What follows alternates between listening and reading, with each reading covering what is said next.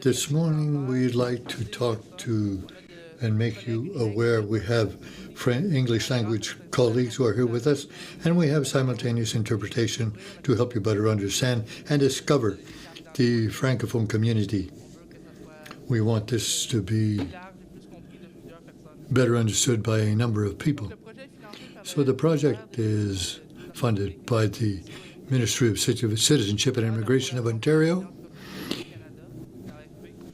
and through AFP, APF, and there are 5 objectives. First of all, it's developing cultural skills in terms of Franco-Ontarian philanthropy, provide identification, loyalty development, and fundraising skills.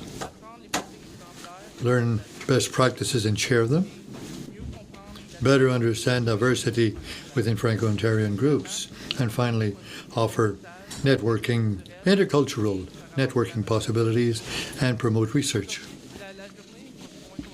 Today, we'll start with an overview of the Franco-Ontarian community. Then there will be a panel of professional fundraisers and senior management, and then there will be working groups, breakout sessions, and this will be an opportunity for you to share frankly the good successes and those challenges you are faced with in your involvement. And then 3 guests will be sharing with you their personal experience. We'll give you a very brief overview of what philanthropy means for them. On behalf of the Ottawa chapter of AFP, my name is Daniel Brunette. I'm the president of the Ottawa chapter of AFP. Before we start, before I give the floor to Denis, I'd like to make a few thanks. You'll see a number of people from Rogers TV, and they've been very helpful throughout the whole process. Ginette Gratton will be your moderator throughout the day, and we also have the Rogers people, and the conference will be on the podium show on Rogers, so it'll be channeled throughout the region.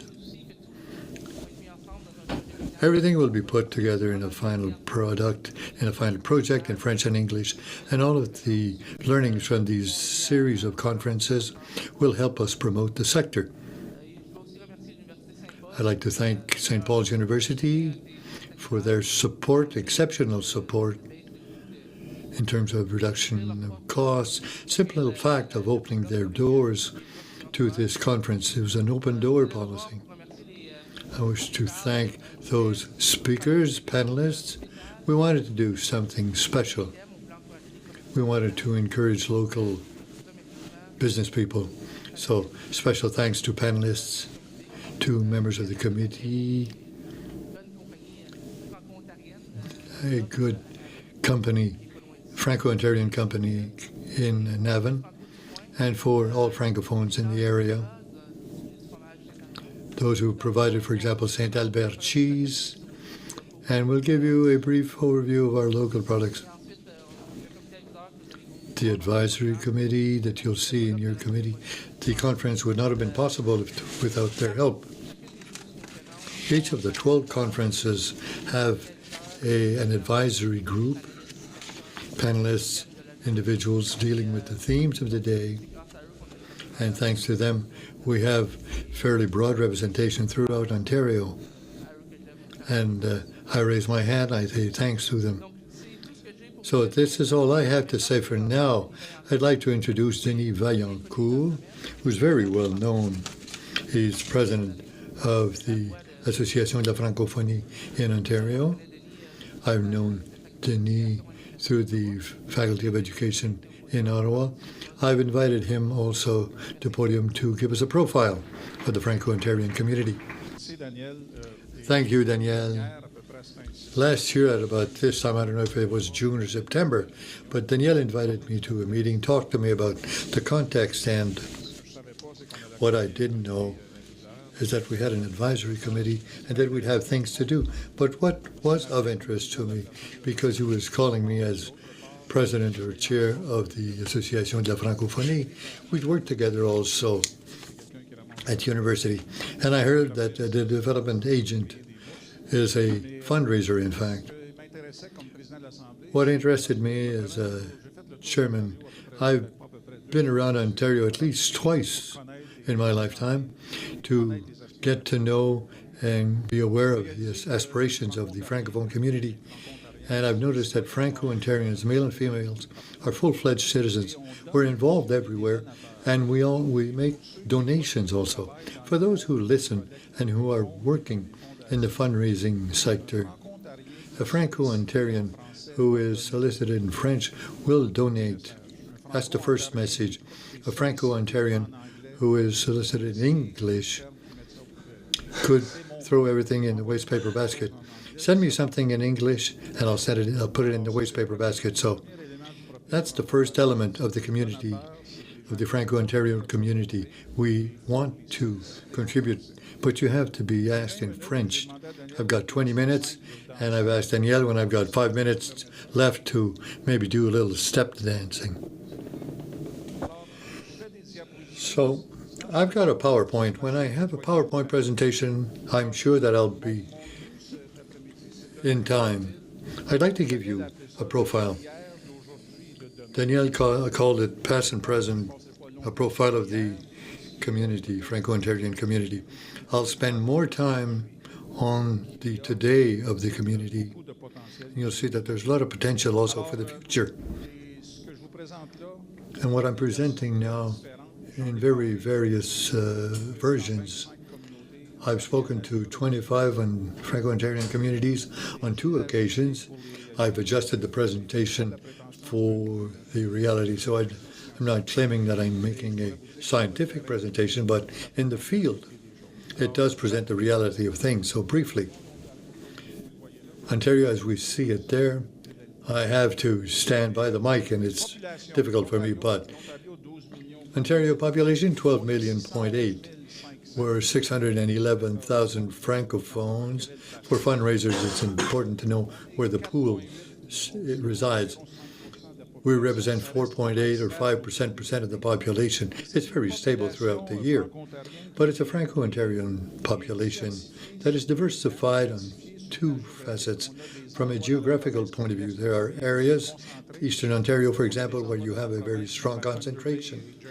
In Thunder Bay or Geraldton or Lone Lac, we're sort of spread over.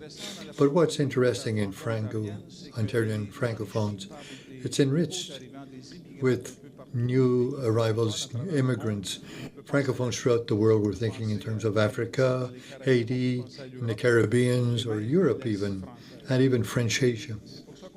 And that's why we say that it's diversified. And this diversification is based on its origins, people that were there from the start, and Francophone immigration.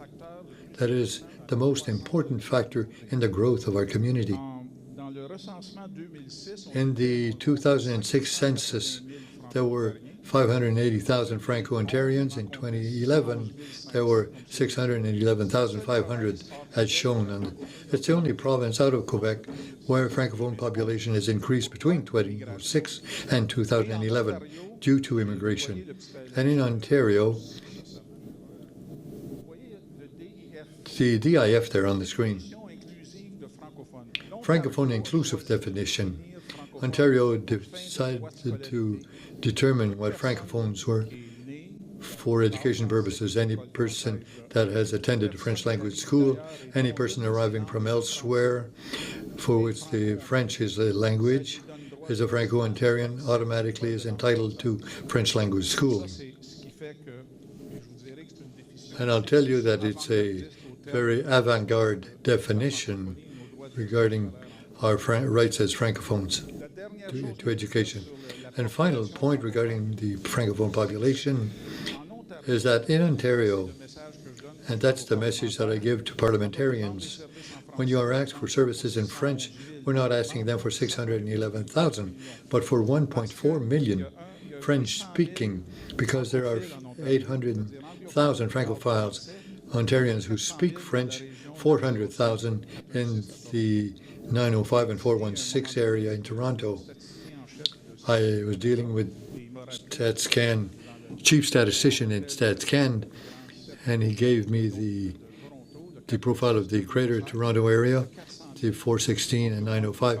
There are 400 and some thousand Ontarians speaking French. So when you are asking, it's important to do it in both languages. So we are dealing with 1.4 or 1.5 million Ontarians speaking French. So we're not offering services to 611,000, but to 1.4 million. And this group is still growing and still learning French because we are a bilingual country. And linguistic duality is a unique characteristic in Canada. The Official Languages Commissioner in Canada has said it. The Prime Minister also has said it. Linguistic duality is an element of our Canadian identity. So much for the political pitch. Where are we in Ontario? The map and colors will indicate to you the breakdown developed by the Office des francophones de l'Ontario. For all practical purposes, if we were to join the dots, we're just about everywhere. I agree that in some areas it's more diversified than others, but if the eastern area is where the greatest concentration is to be found. And I'll give you figures. Here's the breakdown. This, again, is based on 2011.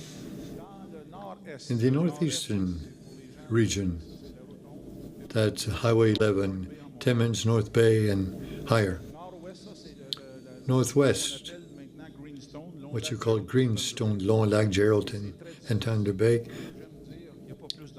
And there are no more Anglophones than there are Francophones, but just the same, they're spread around.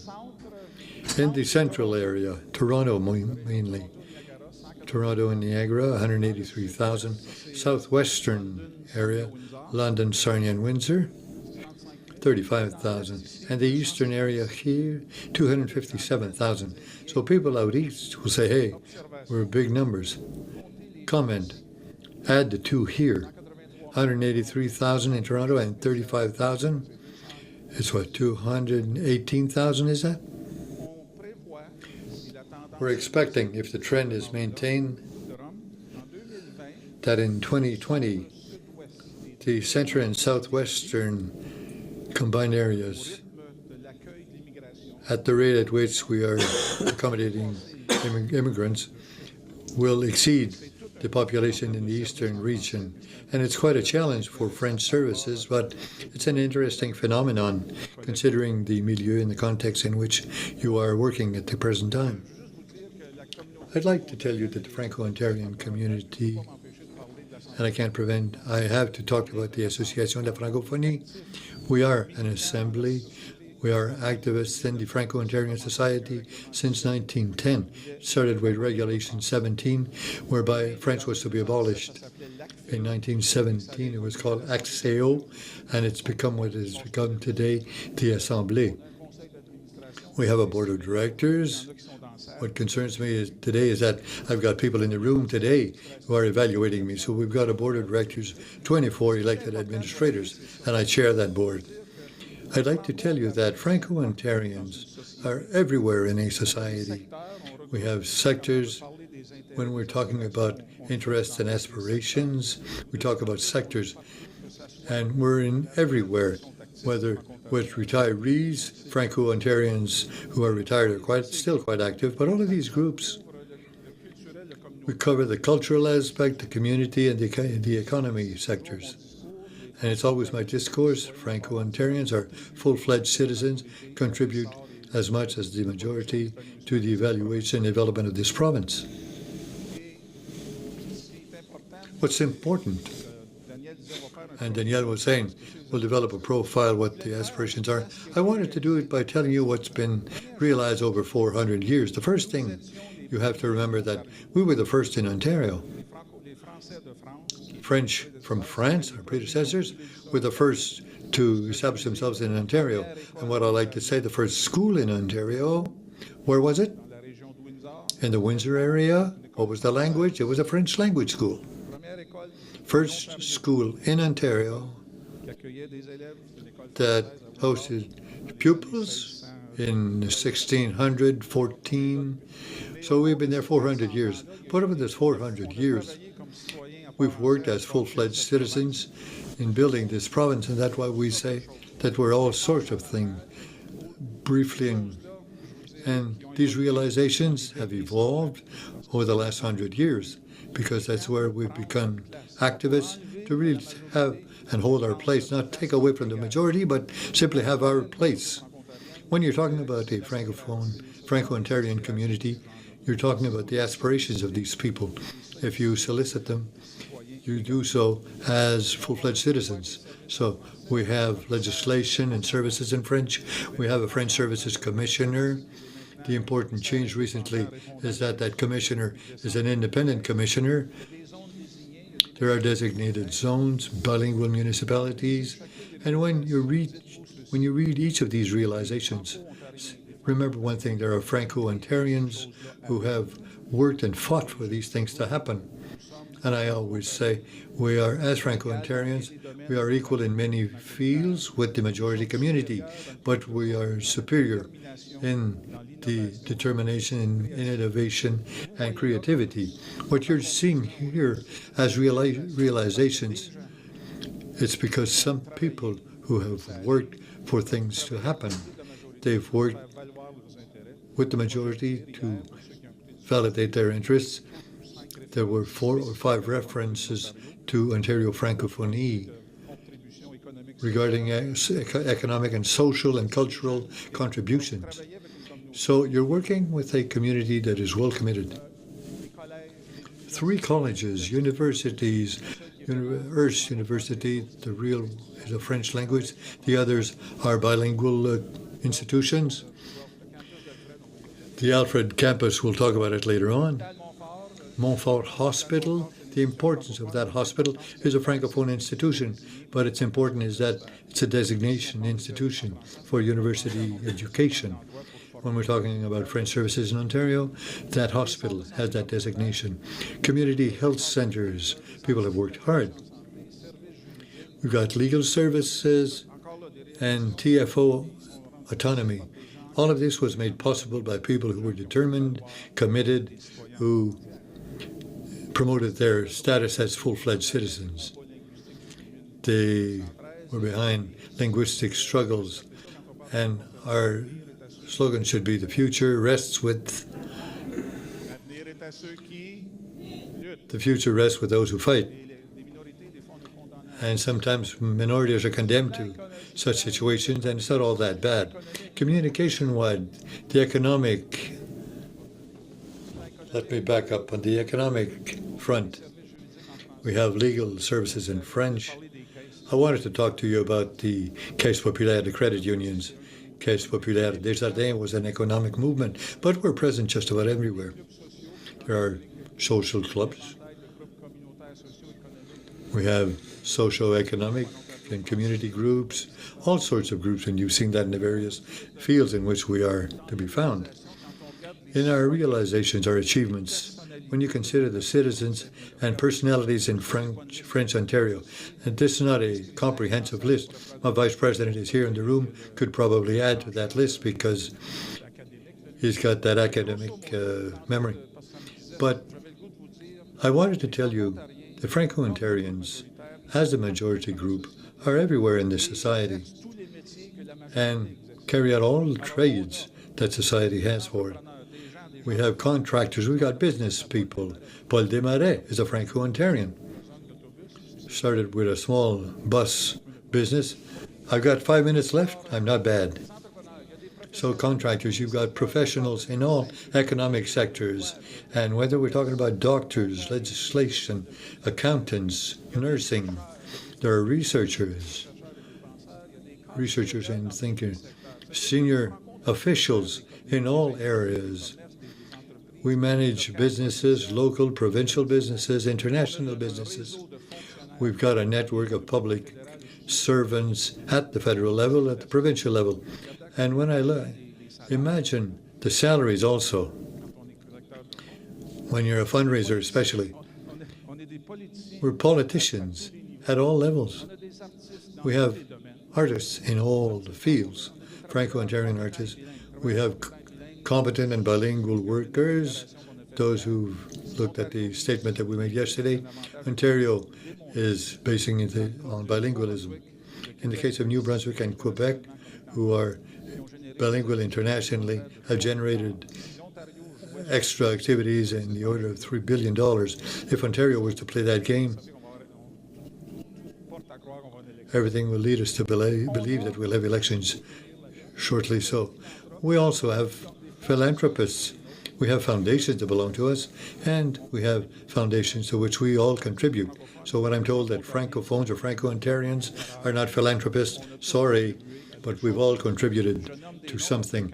I'll give you names because when I was on the advisory committee, I met people from just about everywhere. Some people I would have liked to bring here. There's a gentleman by Mr. Denis in Penetang, former businessman in media and communication, who is now retired, who donated much to the community. In the Pellan family in Earlton, who developed what they call the Tri-Town, and they call it Témiscamingue-Ford. In the eastern region, there's the Fondation Franco-Ontarienne. And if I were to give you names, there's a gentleman by the name of Ginette who founded the foundation. You've all had in your experience people who are philanthropists, major donors. I even talked about Paul Desmarais earlier. What I wanted to give you as final context, this will reflect certain key aspirations. And these areas that we have as aspirations as priorities of the Franco-Ontarian community, these are the messages that I give and deliver to the government. In terms of health, we're concerned with health issues, access to services in French, and we're talking about employability. We have a lot to contribute. We're talking about communications also. These are ideas that we've all heard as an assembly. Concerns of the community, and it become important concerns. And finally, immigration, to promote and integrate Francophone immigration in Ontario, because as a minority community, our ability to accommodate and to include Francophone immigrants will help with our future. Ladies and gentlemen, all of this includes 5 axes. First of all, to pass on our language, our culture. Our objective is to pass it on to future generations. In our spaces is to promote Francophonie. Our rights, remember that we have rights, and I'd like to tell you that Francophones in Ontario are determined people, and there are acquired rights. There are things that we can do. We've contributed as Francophones, as philanthropists, as workers within communities. We pay taxes like everybody else, and we are helping the Ontario economy. And finally, we have leadership to cultivate and to support. Thank you very much. Enjoy your conference. I would ask now the panel of philanthropists and volunteers to come forward. All of you probably know Ginette Gratton, media personality from our region, very well respected and well regarded. Ginette has graciously offered her experience, has accepted to moderate the panel here today. So while we're setting up the microphones, let me introduce you to the panel. Dr. Dieudonné Detchou works with the Department of Justice of Canada.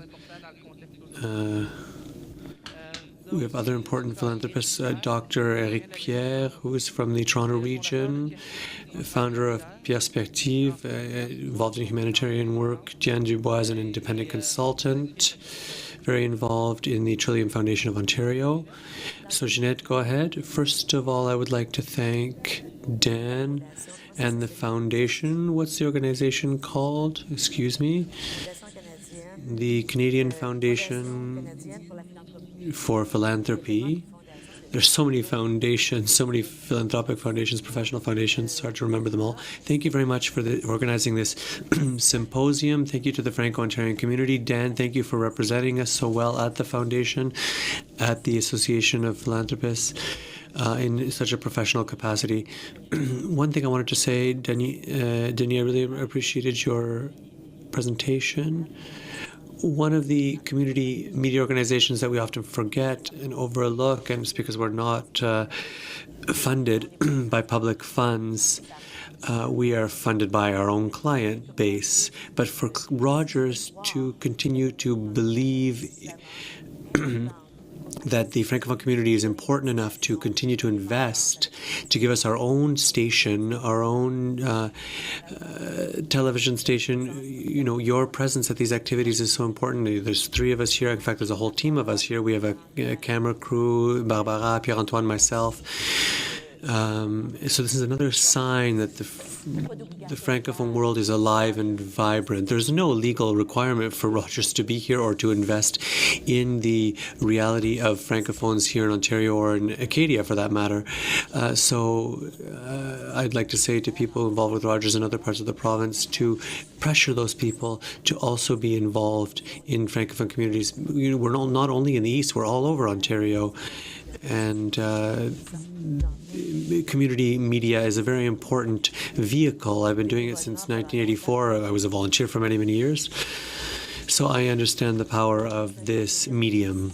So it's a great pleasure for me to be here. I've worked with Diane, with Solange, with Dieudonné. I've never worked with you, nor with Pierre, but we will have the opportunity today to get to know these exceptional people who are working as volunteers in our communities and also as professionals raising funds. First of all, this first panel has its main objective to see in what circumstances you as volunteers have you realized, come to the realization that Francophones give? Under what circumstances do they give? Do they donate? And under what circumstances did foundations receive the requests from Francophones? So there's both sides to this, right? There's the volunteer who goes out into the field to try to collect funds, and then there's the side of the volunteers who make requests to foundations for funding.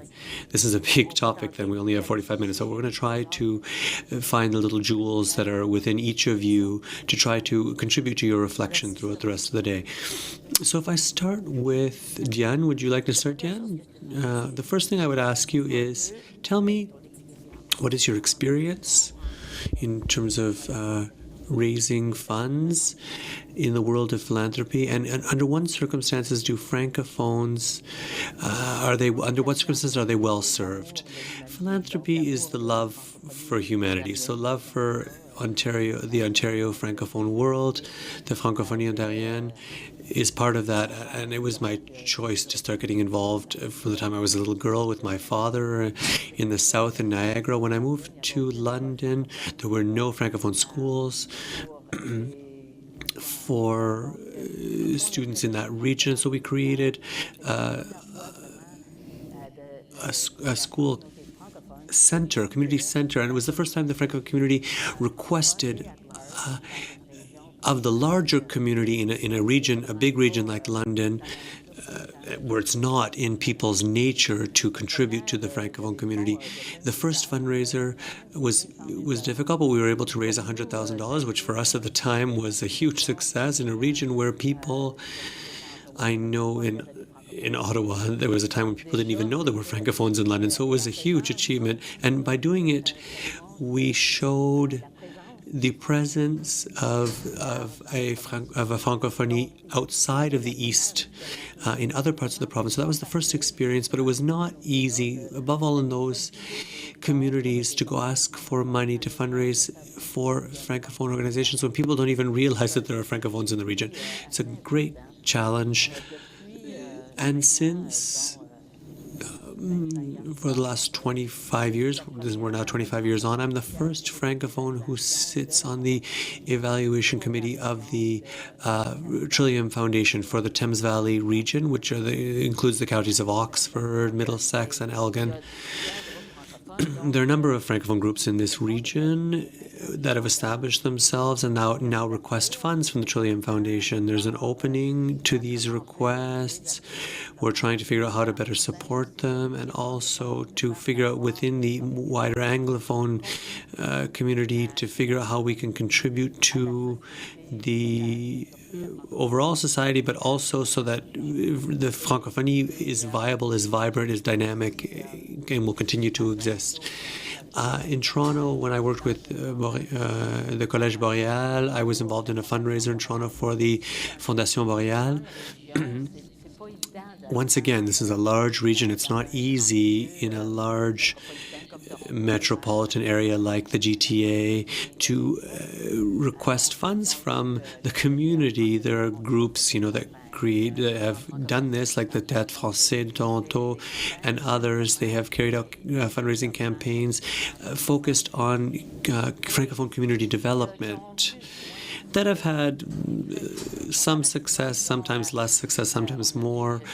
We've seen that if there's a cause where there's a sense of belonging. For example, in Windsor, there has been 2 efforts to raise $500,000 to maintain the Place Concorde, which is an institution that is very dear to Windsorites, Francophone Windsorites. A little bit like in Ottawa with the Montfort, which was a great mobilization for Francophones in Ottawa. But when there's the threat of the loss of an institution that is dear to a community, then there is mobilization. But there has to be a history there.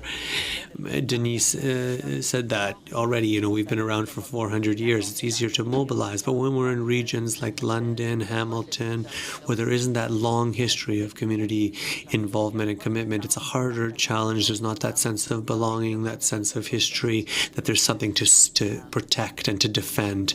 So what you're saying then is that the vitality of the Francophonie in Ontario has to do with how well known it is in a region, but within its own community and also in the wider community. Yes, that has an impact, absolutely. So the vitality is the first point to be made. I have a question before continuing with Dr. Pierre. 500,000. That we went to raise, that you were able to raise successfully $500,000 twice in Windsor is impressive. Who were the people who contributed? What were the means? What were the ways of attracting those donors, of convincing them? Well, in terms of the Place Concorde campaign, it was the well-established. These are old, well-entrenched members of the community, Trois-Rivières, Saint-Joachim, people in these very Francophone areas around Windsor who decided we need to do this. To find the large donors, the Bill Gates of the world to support us, that just doesn't exist. There's no history of that in Windsor, particularly outside of the East and Ottawa. People who are in large corporate organizations, large companies who can make larger contributions. So those big donors that accelerate the process of fundraising, those are hard to find. Place Concorde was not a cause. It was a movement. It was unbelievably beautiful to see. This was a center, an institution that belonged to the Italian community before, and they had let it go, and the Francophones wanted to have this institution. There was a restaurant, there was a theater, a hall. It was quite a facility. If we continue now with Dr. Pierre, you are the founder of the Fondation Entraide Humanitaire, Pierspective, working in humanitarian aid.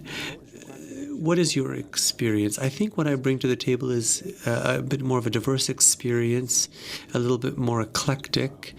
As the founder and president of Pierspective Entraide Humanitaire, and as a Francophone, I had to open myself and open our activities to other communities, as well as to the Franco-Ontarian community. But I would say that the contribution, the Franco-Ontarian contribution, represented perhaps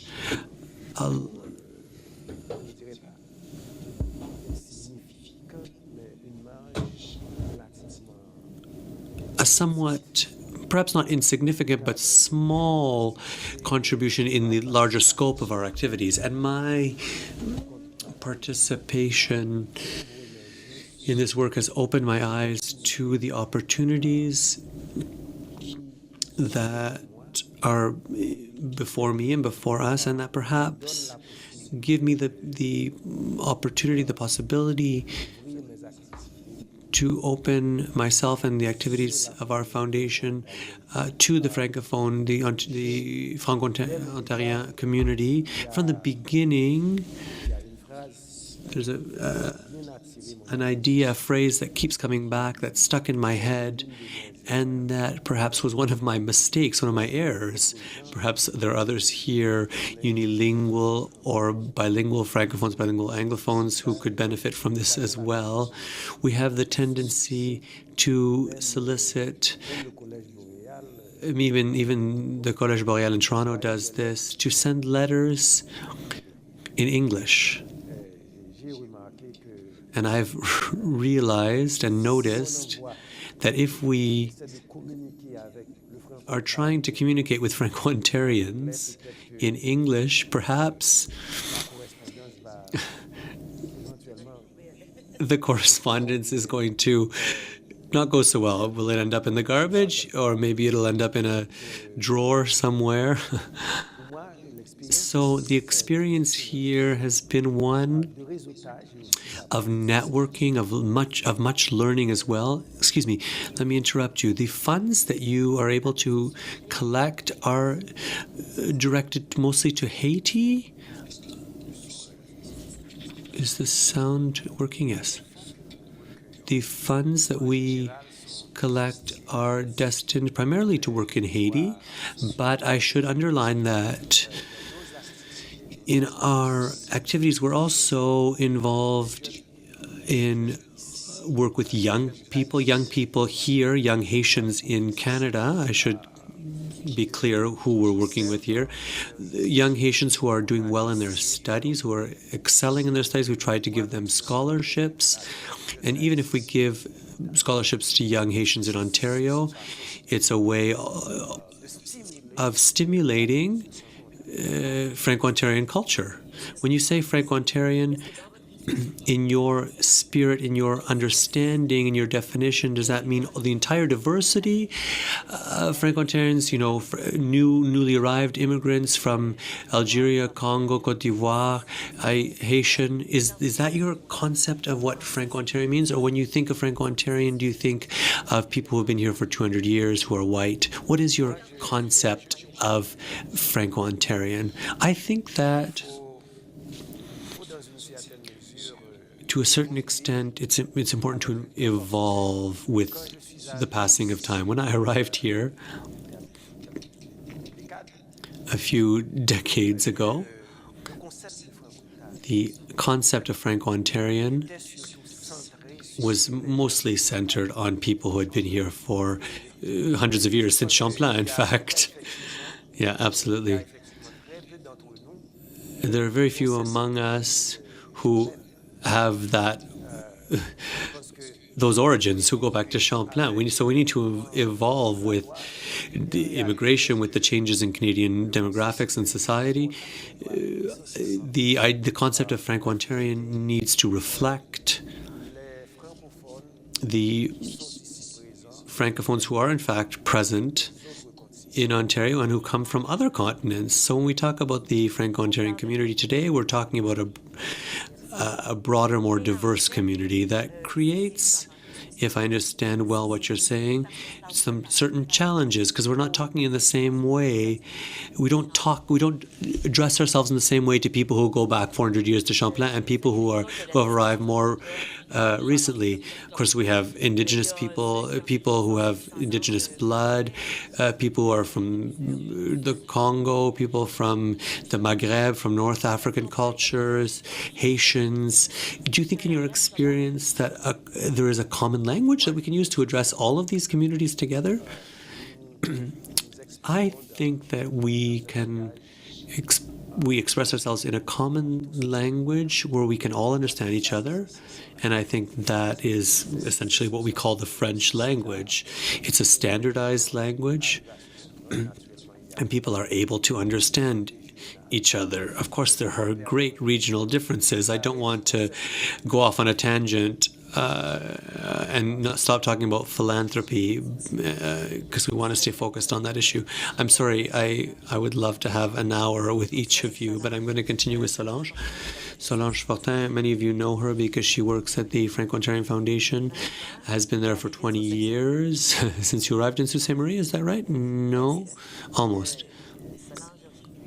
Solange lived through the crisis of Sault Ste. Marie. For those of you who don't know about it, you can go back, do your research. It was a horrible crisis that we went through at the end of the 80s. Your experience, Solange, what works, what doesn't work, under what circumstances? Can we talk in the same way to all of the Francophone communities in Ontario? What circumstances are the best to encourage donations? So I'll start from the beginning. Things have evolved a lot and changed a lot in the last 20 years, as Monsieur Pierre has just said. There were the old guard who were part of who we were, who always contributed, always donated. But over the last 20 years, the foundations have been sprouting like mushrooms. And so the competition is fierce for funds. People need to be moved. People need to be approached in a personal way, in an intimate way. If we don't approach them personally, they're probably going to say no. We need to explain what our cause is, what we're going to do with the money. The younger generation needs a lot more explanation, a lot more context to convince them to give. And so the challenge for our foundation is to go after the younger generations. We need to give them, when you say we need to give them reasons, can you give examples of these reasons? Because the Franco-Ontarian Foundation is gigantic. There's the foundation itself, and then the foundation also manages a whole bunch of other funds, 45, 50 different funds. I can create my own little foundation and ask the Fondation Franco-Ontarienne to manage it for me. So there are 50 of these different funds. These are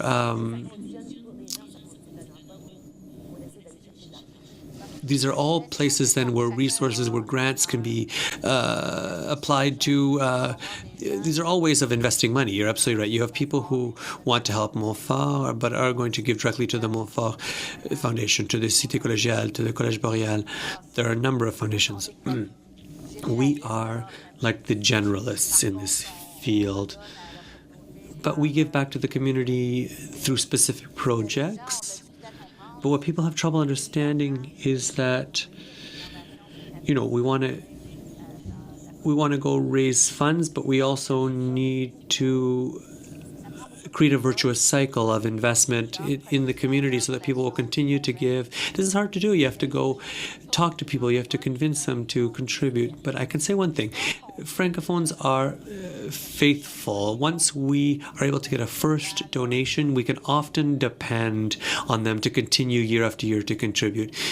Yes, there are a number of interesting statistics and a number of different ways of convincing people to contribit in a frequent manner, $25 a month on your credit card, for example, whatever. And this allows the snowball to get rolling, and all of a sudden we're getting $2,000, $3,000 from an individual, but it's all about the personal approach. It's convincing the individual that they should contribute to the foundation so that we can give back to the community. That's the important message, to help the community to evolve, to be successful. There are so many little groups that need help, that need funds to organize projects, they can't always find the money. I'm a volunteer at de la Catapulte, and we are in a big fundraising campaign right now to get $20,000, and of course, La Nouvelle Scène is also fundraising. La Catapulte is part of La Nouvelle Scène. La Nouvelle Scène is trying to raise funds to build its new building, so it's not easy.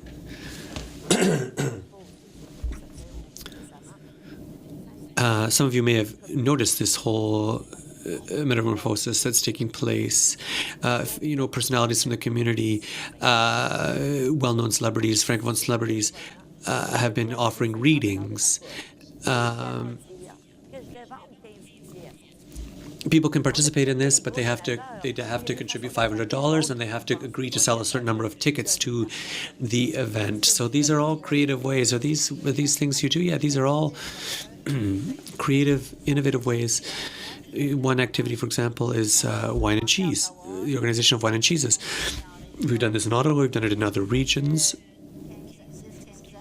It's been 10, 15 years that we've been organizing these, but it's time to move to something else because these things get stale. So the foundation is now looking at new ways. So we're going to do something new in the fall. But we always need to be reinventing ourselves and reinventing new ways. Telethons, for example, have helped a lot over the years to make us more visible and also for establishing the various funds.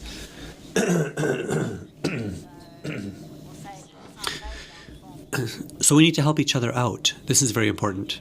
The telethon that was done with the help of TFO and Rogers together as partners. Dieudonné, we'll continue with you now. What's your experience?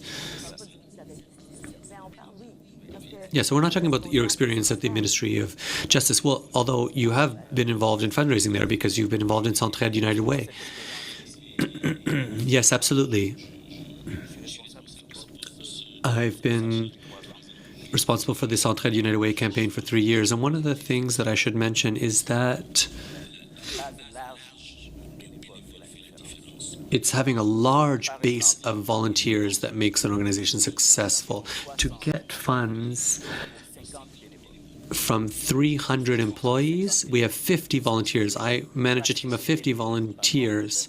So the ratio of volunteers to donators is very important. It has to be very high. If there's one thing we need to do in the Francophone community is to have more volunteers, to enlarge our volunteer base so that we have more people going out there soliciting funds. Right now, we're only reaching a limiting number of people. So that's the first thing I can say in terms of my experience with Entraide. The other thing that I could mention is that the case of Entraide United Way is a very highly organized example. We are highly trained. We receive documents. We always have someone who can answer our questions when we don't have answers and we don't have immediate solutions. So the first thing is to have a broad volunteer base. And Solange already said this, the face-to-face time is very important, going to talk to people personally, because we can change our message depending on who the individual we're targeting is. The overall message is important, but the way to approach certain individuals can be quite different, quite diverse. People respond differently to different stimuli. So the face-to-face time with donors is important. We need to diversify the type of events we organize, special events in the framework of the campaign that we carry out at the Ministry of Justice, for example. We're always changing. The ones that don't work, we let them fall to the wayside, and we try to come up with new events that will be more successful. So this is very important as well. Having a broad volunteer base, modifying events according to circumstances, and above all, having the face-to-face time with donors. For the volunteer to feel that they have the tools to do this face-to-face work, they need to be trained. You need to be able to, the volunteer needs to have answers to answer a question like, why does your foundation, why does your organization ever contribute to Francophone causes? Desjardins, as you know, has been very involved in the development of our sectors. We need to, once again, Solange mentioned this already, there are many organizations, philanthropic organizations, but very few donors. We all only have a certain amount of money to work with, and we generally tend to donate it to those who best sell themselves, who best sell their cause, their movement, their struggle. Also, the importance of feeling that you are touched personally by a particular cause. You know, if a foundation says here in Ontario we have the Fondation Franco-Ontarian. Well, the Fondation Franco-Ontarienne, if you want money from me, come to my community and show me that it's being invested, that these funds are being invested in my community to make my community better. But as a francophone as well in the various regions of Ontario, if you say to me, you know, donate to the Ottawa Foundation, we're not going to be that interested. We want to support the francophones in our communities. So that's very important. This idea that if we're going to donate, we're going to donate because we're going to have a positive impact on our community in our local region. That's absolutely critical, absolutely fundamental. Otherwise, we will not be convinced to donate. So personalizing the message is important, but to personalize the message without, as you say, Dieudonné, changing the overall mission or message, the raison d'être of the organization, without lying, without making up stories. We need to know what's going to touch people, what's going to move them in their hearts. You say one of the things that touches us in the regions is to know that the money's not going to Ottawa, the money's not going to the east, the money is going to be reinvested in our community. This is something that we've been saying forever in the Franco-Ontarian communities. Don't tell us that the money is going to Ottawa. Tell us that it's going to help our communities and it's going to reflect our needs in our communities. What would you say? I think this is an important point, this idea of personalizing the message. What would you say? How can we convince people? How can we personalize the message? The way to do it is trying to find a way to transmit the message to our interlocutor, to show the individual that what is happening, for example, in popular on the grassroots areas, even outside the country sometimes, that is something that concerns them, that is of importance to them. Because sometimes we have a tendency to be too centered on the local, on the immediate. We don't see, this happens for a lot of people, they don't see how their contribution touches their day-to-day lives, what the personal connection is for them. When I address myself to young people, I have to try to move them, to touch them emotionally, show them that they have their own personal lives, their families, their communities. But then there's also something larger, something broader. And it's important as well. There's the international dimension. Perhaps they don't take it into consideration enough right now at their young age, but that they need to be shown that this is going to have an impact on their personal lives going forward in the long term, even in the medium term. I am, of course, as a Haitian, very touched and continue to be touched by, and I was talking to somebody earlier in the hall after the terrible earthquake. I was in Haiti, and in the plane, in both directions, on my way there and on my way back, there were a lot more non-Haitians than Haitians. And I think that was an indicator of the fact that people are taking on a disaster in a faraway land. They say to themselves that what has happened in Haiti is something that concerns me, even though I'm not Haitian. And I think that's very important. We need to always find ways to communicate that message to people, that my cause, the cause I'm fundraising for, and your cause are common causes, are complementary causes, are complementary, have complementary goals. They're not in conflict with each other. At the end of the day, we're working for a common objective, which is social justice.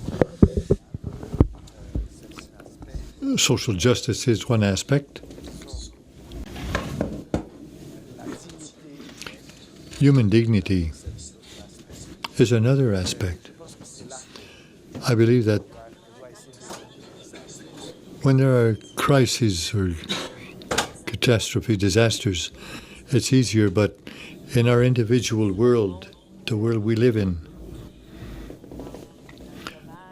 We're talking about global village. We're talking about what interests.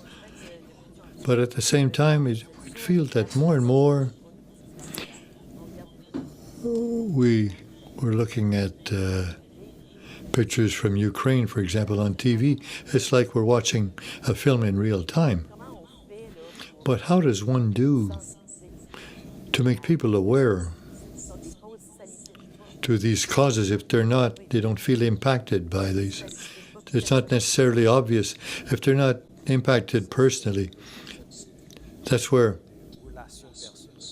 that personal relationship concept, this volunteer base, a base of people who can deliver the message or on a person-to-person basis. Sometimes you need a strong voice. At times you need a little bit of training, a little bit of education. People who can find a way of delivering the message. But how do you deliver that message to that person in front of you? It's a major communication exercise, is it not?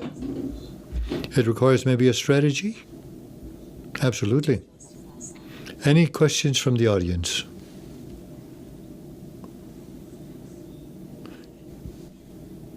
Madame, Miss, Sir?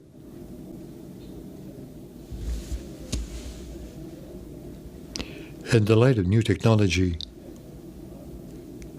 communication through Facebook or Twitter, social medias, in your research, in your work, in your funding research, do you use those systems? So the question is, in the light of new technologies, social media, do you make use of these social media? I think that we have to update our strategies. For some years now, we have a website in Haiti.ca, and we've also tried to communicate through Facebook and Twitter. But there's a challenge. The essential challenge is that challenge presented by volunteers. You need a lot of minds, a lot of people who are able to communicate. We can easily have Twitter and Facebook, but we have to maintain it and keep up to date. So that's a challenge. Is it a challenge to recruit the new generation, or is it a means to recruit the young generation? We do development at that level, but what's missing is training to generate the message, where people will stop, read it, and provide some follow-up. We try to reach people and get them in the heart. The interpreter apologizes, but the moderator's microphone is cut off. I think that in a school or a university, we're speaking face-to-face with the pupils. It's more productive than putting a message on the website. People won't necessarily view the website to see where they can give some of their time, except perhaps they get something out of it. There are messages like the ones we give to the young. Be involved in a philanthropic organization. You leave an imprint on society. For those young people in the multicultural societies to integrate. These are positive messages, but you have to go to the people, to the associations. Unfortunately, you need volunteers, you need people who have the time and who are able to do so. And one way of recruiting volunteers is to recruit them on site. I receive regular requests from people young, from the youth who want to go here and there in the world. They're willing, but it's a matter of recruiting them and convincing them. I think that with the new technology, they are important, especially maybe not Facebook and Twitter, but to make use of the computer for those groups who are requesting funds, because it takes time to make a request for a grant or subsidy.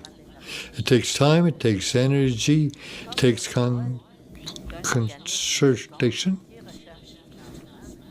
And any group seeking funding, if you apply online, the Trillium Foundation, for example, enables organizations who want to apply for funds to do it online. And the feedback is quite positive. It allows us to keep this, and we can rework it, resend it. If you have to resend it, reapply, well, we'll talk to the groups, and we have to provide some information. So all of this to make things easier and to make communications easier. There again, it takes time to apply for funds for a community group. We've got about 10 minutes left.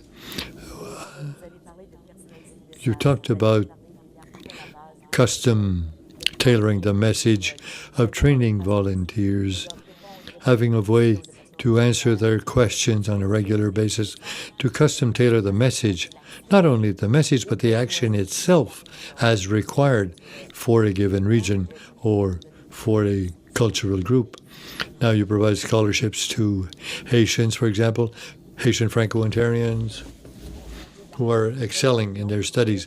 We want money for our needs, the needs in the region. But nobody has mentioned that, or you mentioned that you didn't have major corporate names, or there are certainly Franco-Ontarians who are quite successful making a lot of money. But why is it, can't we reach these people? Is it because we don't approach them, that they haven't been touched? You have to recruit leaders in the community to help us reach these other people, because like you say, we know of them, but we have to be able to gather and group them and develop a plan to develop that aspect. And that's, Francophones are not there yet. We're not there, but it's coming. Is money still considered something that is difficult to ask for? I think it's somewhat a difficult experience. Try and ask money. It's demanding and it's somewhat difficult. Yet you have to look beyond your own little person and simply understand that what we're doing is dealing with a much broader issue. It's not only a question of personality. You still have to try that, in spite of the reservations that one may have. It's still a matter of approaching people one way or the other to advance the cause that is of concern to us. My experience is fairly different because I may have had that privilege of working for United Way. It's an organization that is well known. And it's easy to wear United Way hat because when you ask funds, they know that you're not asking the funds for yourself, but for a cause. United Way has documentation. They've got the training that we receive. We are able to answer any questions. And there's not a maximum amount we're asking for. We're asking for a contribution. And one of the assets that we can use in our Francophone community is use the pyramid concept, in that you've got a team leader and you've got backup, alternate team leaders. It's sort of a pyramid that makes it so that the volunteers at the base have a limited number of people, but they report to another person, a coordinator, and these people go up the various levels, and they can approach more easily people they know in the Francophone community. And there are certainly people who know who the coordinator is, for example. So how can one use a large donator to use that donor to meet another potential donor? I've done that type of work with the Fondation, and United Way was very successful in that it will help validate the individual who contributes, who donates, so that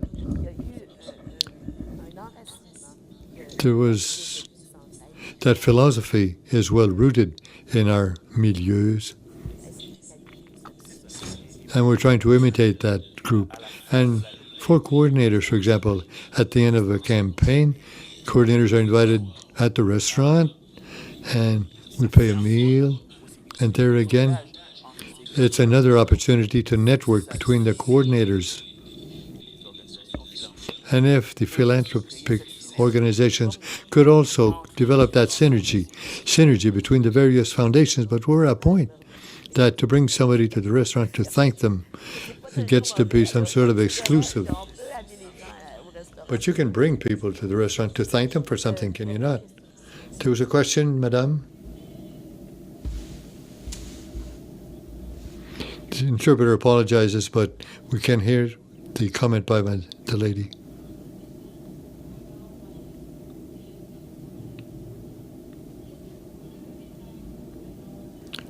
What do you see as a major donation level? What would the minimum amount be to the Fondation Franco-Ontarian, for example? An average donation is $100 per year. That's quite common. We have many such donations, but with $100, you get thousands. We try to get a minimum donation of $5,000 to start with, and then the groups will raise funds, because at $5,000 we wouldn't have too much interest in giving to a group, but we have a number of funds that you have 100,000 or 200,000 that produce. Your other question was, well, major donors, I'd say 10,000 and up.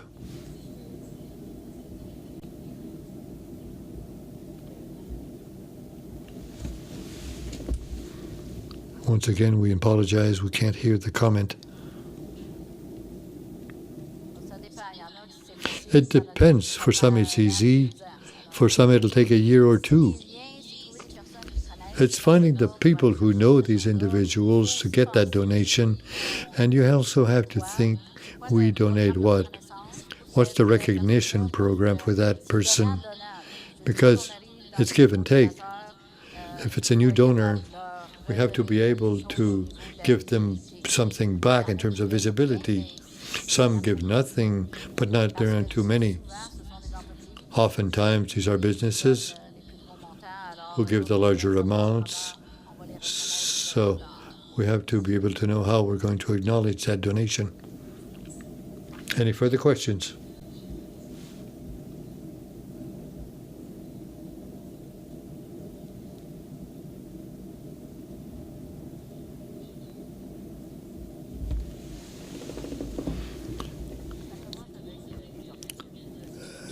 It starts with organizations who are on site with their contacts. In other words, how can we recognize them? In London is a small community. When I had the campaign in Toronto, that was an altogether different thing. It's quite the challenge. And when you want a major fundraising campaign, you need a firm. You need somebody who is well known to chair the campaign. And it wasn't much. We wanted to raise $2 million or $1 million would have been wonderful. At one point, we talked to David Peterson, and he said, "Oh, I work for Toronto University, and we asked for $50 million, and that's where I'm at." So with all of these organizations, the competition, and to try and find the francophone, but you really have to know very well the community organizations, the milieus, and to work with the schools. It's not easy with the schools either, with parent councils, and it's really face-to-face communication. Major concern in the regions is to know where they are, because even the schools, when they've got school elections that are coming, they have lists that may not be up to date. If you move, you may be anglicized, you've got a francophone here and there and there. So that's how things are. It's not easy. You were a consultant in London, were you not? And it's really through the schools that they developed the campaign. When you talk about Toronto, that was for the Collège Boréal Foundation. It was a foundation for students in the southwestern region. Still, we raised 500,000. It wasn't easy, though. Oftentimes, these were organizations. There were a few banks. Our architect donated money, but it was an enormous challenge, Toronto, because there again, when it's a matter of education, considering all of the institutions that exist to try and identify Francophone organizations who all need money, so they're not able to fund amongst themselves. And individual donations. There again, there were many $100s, I imagine, to make thousands of dollars. The problem today that we didn't have to 20 years ago is access to information. Access to information is much more difficult. You can't recruit just about anybody. It's important to recruit your leaders who will deliver the message to those people they know, to get names and addresses, because otherwise it's a little more complicated. You have any success stories that you'd like to tell us? I know that Solange Fortin is a guru, a fundraising guru. But there are others in the room maybe who may have experiences to share with it. Could I ask, Normand, could you wait a minute? Does he need a microphone, or should we repeat the question? Can you come up to the microphone? Up front, at the podium. What Normand is going to tell you is a story of thousands of people, and he did it all by himself. A story that I covered in one of our programs, a really inspiring story. A student that I knew, I'll call her Mona. She lost her left arm to cancer. One day she was skiing and she said, "My, you're good. Why don't you go to the Paralympics?" Well, to go and be part of a Paralympic team, you need a trainer, and you've got to take part in many activities, and it's costing money. And these people have no sick leave, so we got together and we decided to raise funds with a website, and that a student developed free of charge. And with Lincoln, we wrote individual letters. Oh, I've written so many. Some in the room answered me back. We had a team of $100 donors. We had 115 donors. We had $1,000 donors. We had a fair number. But what was fascinating was Caroline kept all the emails, and she gave back information when she was in the Paralympic Games in Sochi. And that was interesting. I meet people today, and they ask me, "How is Caroline?" Seeing as it was sort of custom tailored, it was easy. We expected to raise 20,000. Well, finally, the last amount was 34,000. And it was the personal aspect. I've got people from the States who sent me money, a student from New York who sent me a $200 check, US. All the checks, I got them at home. And then I'd deposit the amounts every day. And it was a student who'd gone to school with her. And that's personal aspect. When you've got a good cause, I find it so easy. You've got an easy job raising money. It's easy. Of course, Normand had the ideal person. Caroline is so easily spoken.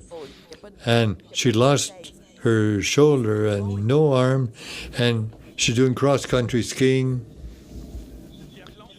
And it was biathlon. It's something, isn't it? In fact, it was her enthusiasm, but I think that the model that you use is a very interesting model also. We had a cocktail, a fundraising cocktail, $150, good cocktail. And she showed the rifle she was using. The lady came to see me. She said, "Can I have my check back?" I said, "Okay." So gave her a check back. She tore it up. So what did we do wrong?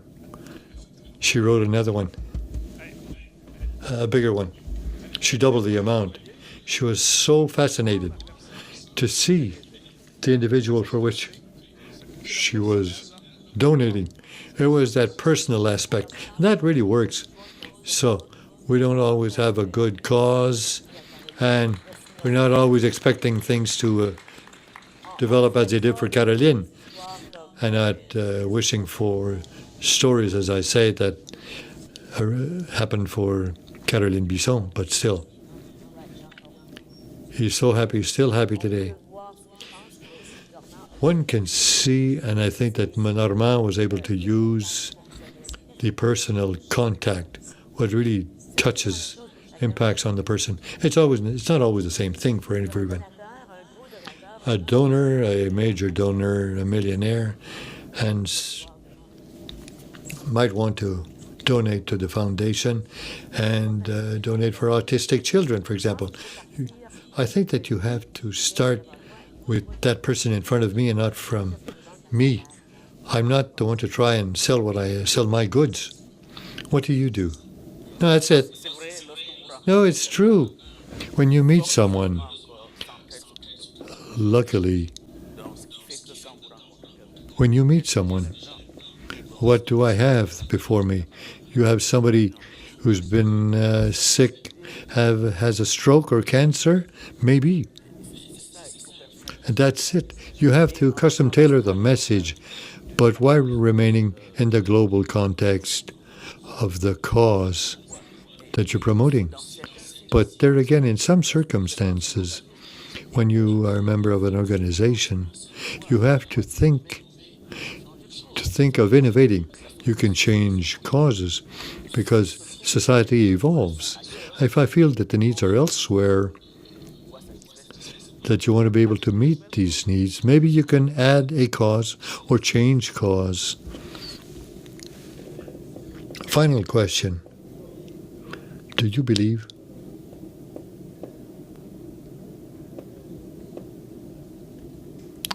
if there was a global disaster,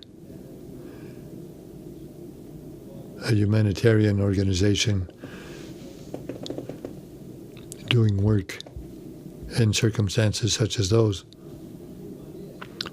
do you think that a collective effort of those organizations you're looking after,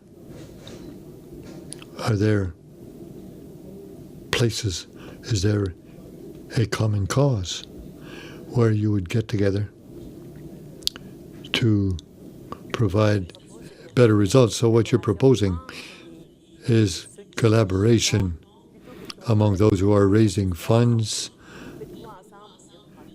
get together to ask us money, ask the same thing, but from the other side. I was just wondering, is that possible? Could you answer briefly, because there's another question at the back.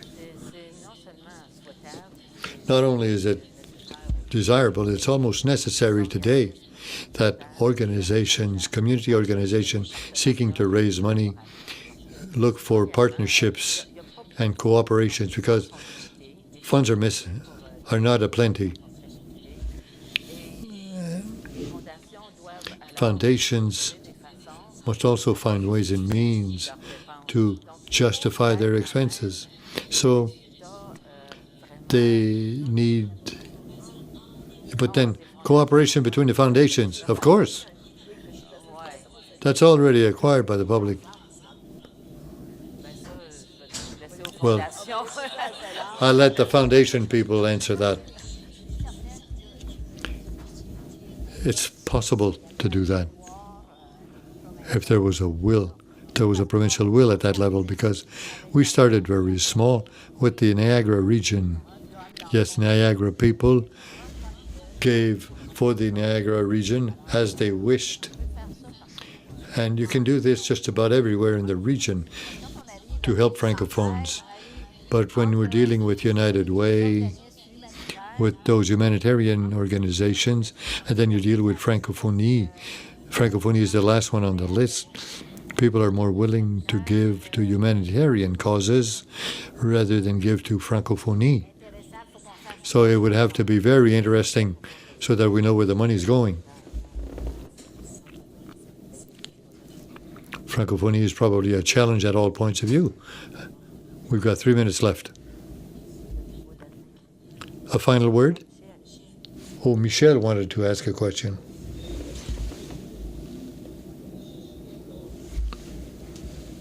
We're talking about causes that really touch people.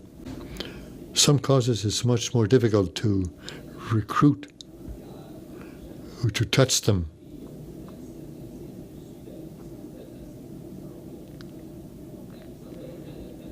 The Ottawa region, like Montfort, nobody's gone in the streets. Oh, yes.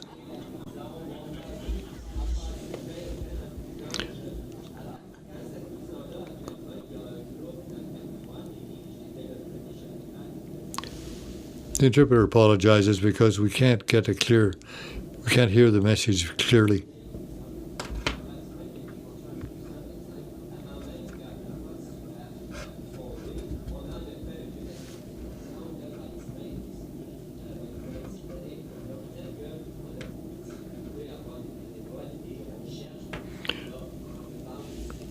We want to sell prison cells. The most interesting example, it's quite valid, but we understand what you're saying.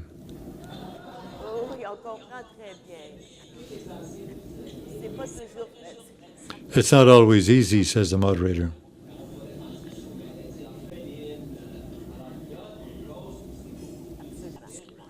There are things that are much more difficult than others. Well, you need tips and ways and means to recruit people. Still, there's a way of approaching people.